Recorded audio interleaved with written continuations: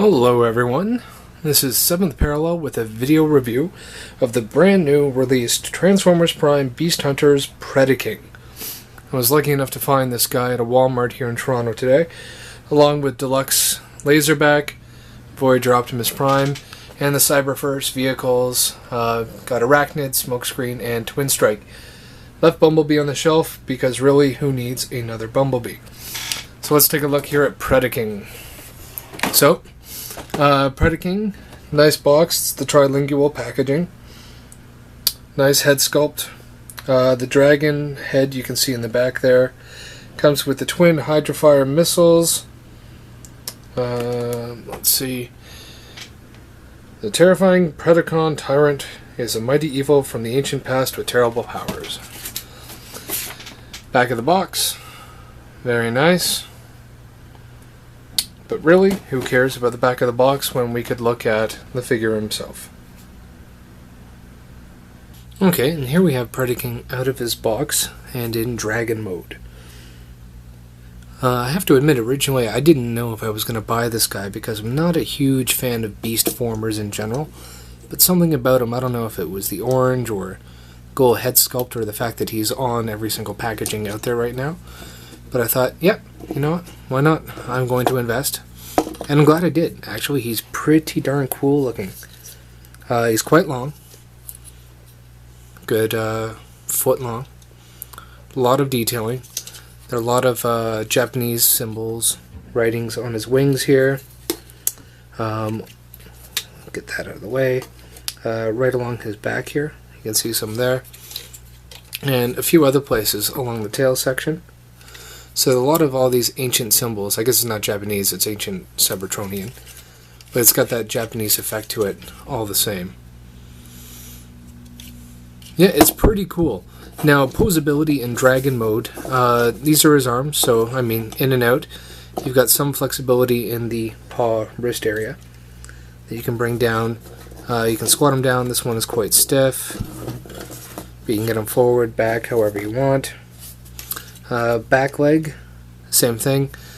Not bad. You've got range in here. So range in there.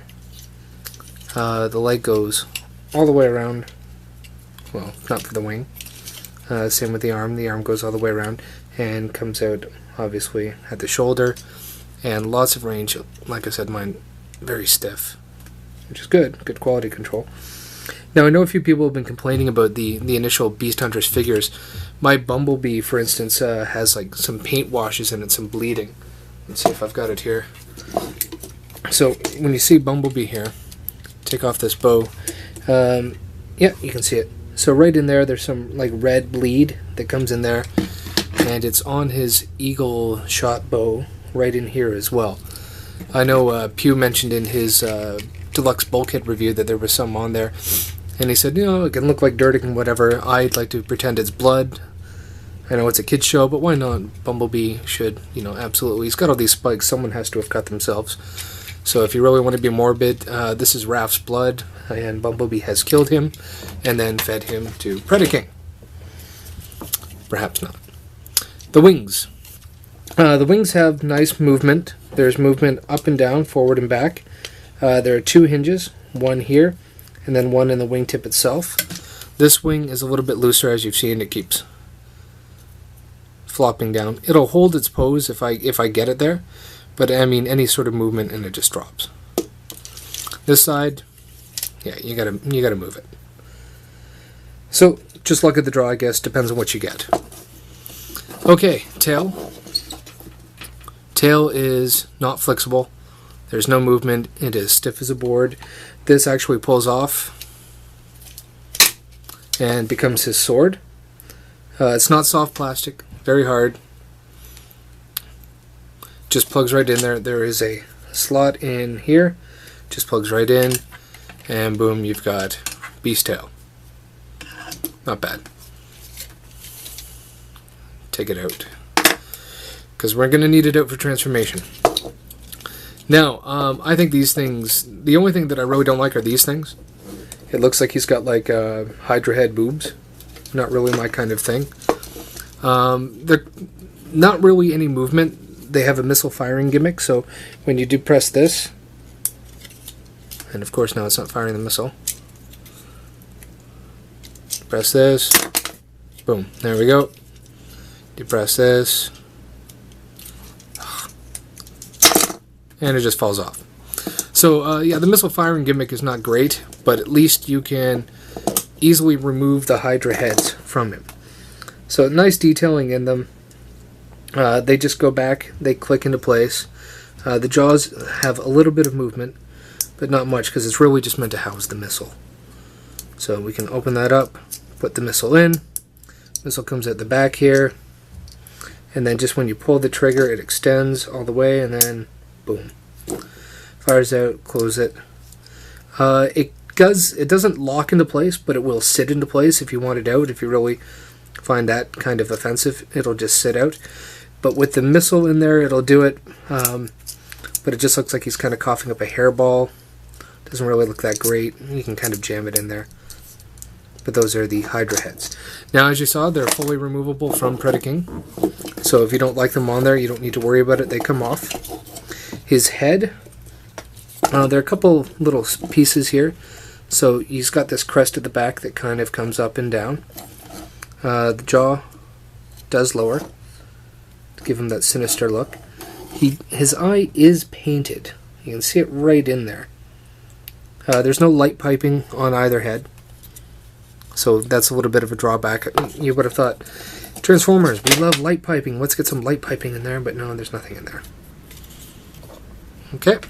Now the head, the whole thing, like it'll tilt up, down, up, down. Side to side is really stiff. Okay. You can get some range, some posability. And I found one weird quality control issue. I don't know if you can see it. See, the head is slightly off center. And actually I found that the first time that I turned it, yeah, see right there?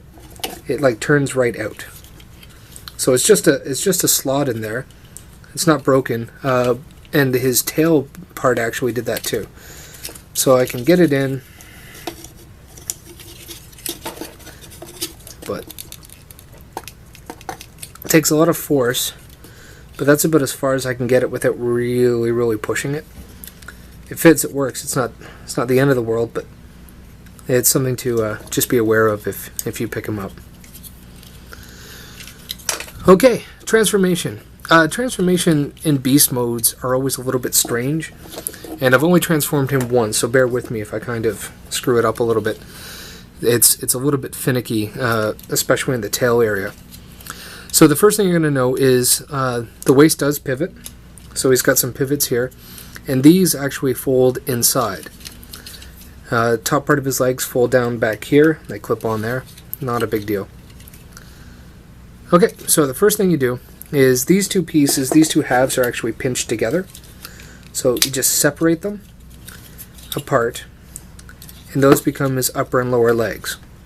Okay, and his crotch is right in there. And this back piece, it just kind of hangs there. What you're going to do is you're going to turn it sideways. Just like that, and pretty much that's it. There's no second joint in here, so it can't fold over itself. There's just a joint here, but that's about it. Okay, so then what you're going to do is you're going to turn the leg around at the knee joint to fold it down, and now it's much more like a leg. Move his wing out of the way. So now it's much more straightforward like a leg. You can bring the foot, toe holds forward. The knee pads move up and down, which is kind of cool. And then you turn around. This piece here can be adjusted. So you can fold it in if you don't like it. You can move it around. You can't fold it in all the way, but you can move it part of the way just to get it to move. So in and around. Then he's got a hollow back of the leg. And what you do is you just bring this whole leg piece over and you just fold it right into the back of his leg, and that dragon foot now actually becomes the heel. See, so he's got nice amount of stability. This piece here, you can see you can bring up if you want to make him have like sort of this back heel piece, or you can leave down, however you want. Taster's choice. Same thing on this side. Bring the leg down. turn the leg around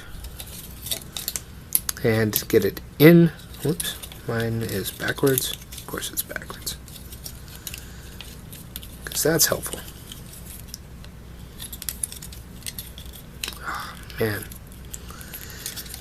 I do like the figure, but I do find it a little bit finicky. For instance, when you're originally folding the beast legs, what you have to do is you have to be careful, because if you put the wrong beast leg on the top half, because you do it from the side, then you get backwards legs.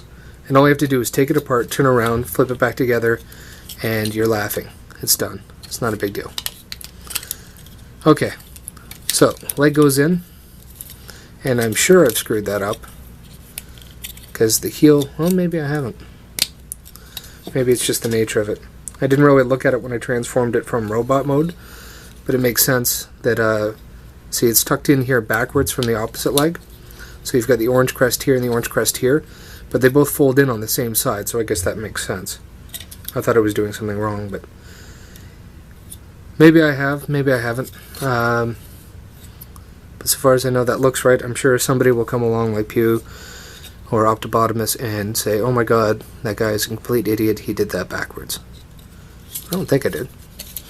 Okay, now for the upper part of the body.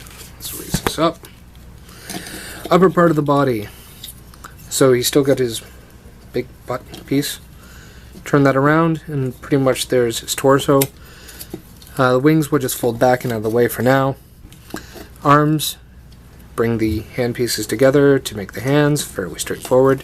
They are on a pivot, so you can make them more hand-like or more claw-like, depending what you want. The one side has 3 claws, the other side has 2, so obviously the 3 probably on the outside. Lower this down, 3 and 2, outside.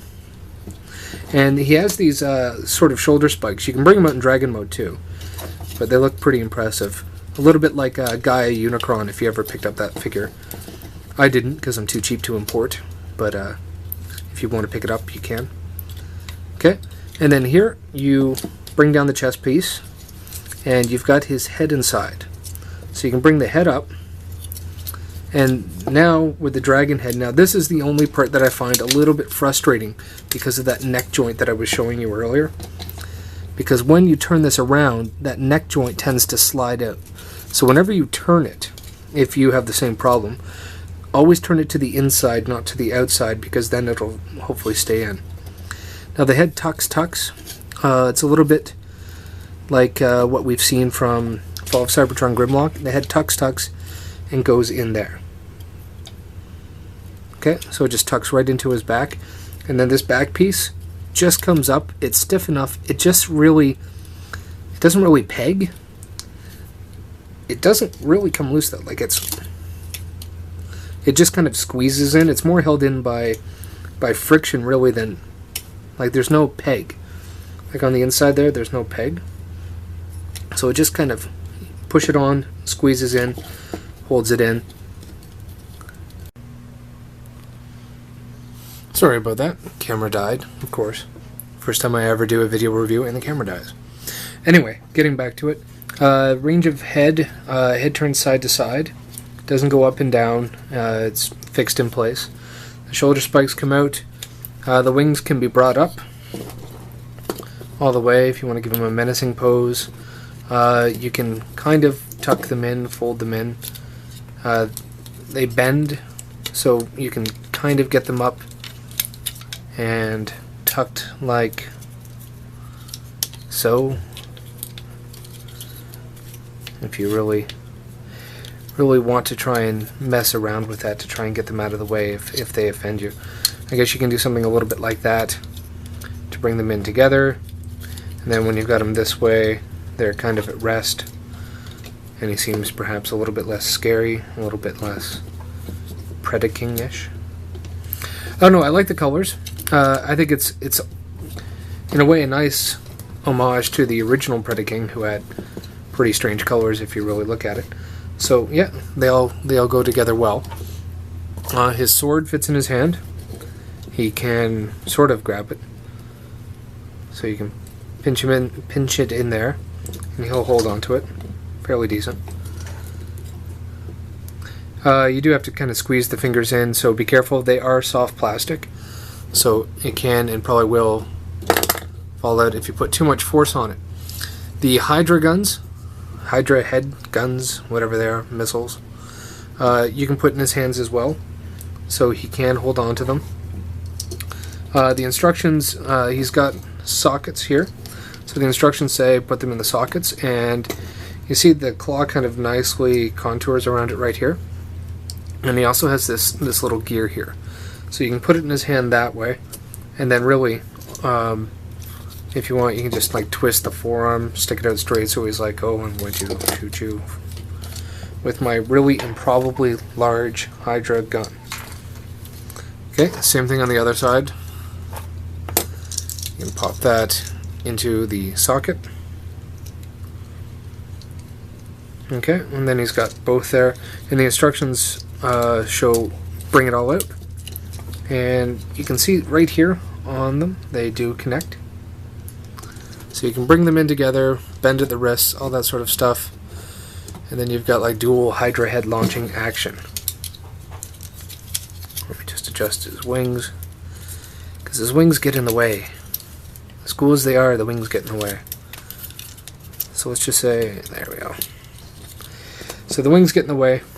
Oh, where's that missile? Pop the missile back in the Hydra head's mouth. There we go. So you can fire it that way, so there's that sort of Hydra firing missile pose that you can get out of him. Predacon faction symbol right there. Yeah, and not bad. There's no real other place to store the gun. You could stick it in here, I suppose, if you want him to have like some sort of sword back. So if he's doing his Hydra fire missile, I guess he just throws the sword on the ground because he's disgusted with it. And there you go. Okay, so let's get these things out. Actually, it looks pretty cool with those two things in there. I hadn't done that before, so I actually do like the effect. You can get into a lot of nice poses. Between the hands, the menacing look, and of course the wings just scream awesomeness. So you can have him be like grabbing. It's got a lot of nice range, a lot of nice movement. So yeah, waist moves a little bit, but not much, because once this is pegged into place, you can't really move because it's all just sort of stuck together. Okay, but you can, like I said, you can kind of tuck the wings out of the way if you don't like them. You can bring them back, but of course then he becomes more back kibble, more back heavy. But you can fiddle with them, get them into some decent poses. Personally, I like the idea of him being as menacing as possible. Especially because I'm going to assume he's going to be a relatively menacing character. He looks like the new big bad of the show. Hopefully he's just not some sort of random minion who just does what Megatron wants, because Megatron's really not that good of a leader. Let's face it. Okay, so quick comparisons. Here he is next to Beast Hunter's Bumblebee, which I took the dead camera to change into robot mode. So there he is. Quite a size difference. They've really put more money into, I find, the sizes lately. And here we have him next to Voyager Fall of Cybertron Soundwave. So when we stand him up nice and tall, Soundwave is a little bit taller, but the crest here, is pretty much the same. But I've really been appreciating the size value, because I thought Voyagers were getting awfully expensive, and they're $30 here in Canada for the size that we were getting.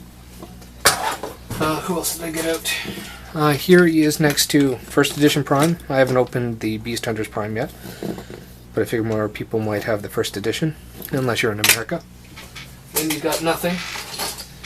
But soon, and buy them. They're awesome. First Edition Bulkhead. Prid Bulkhead. So quite a bit taller.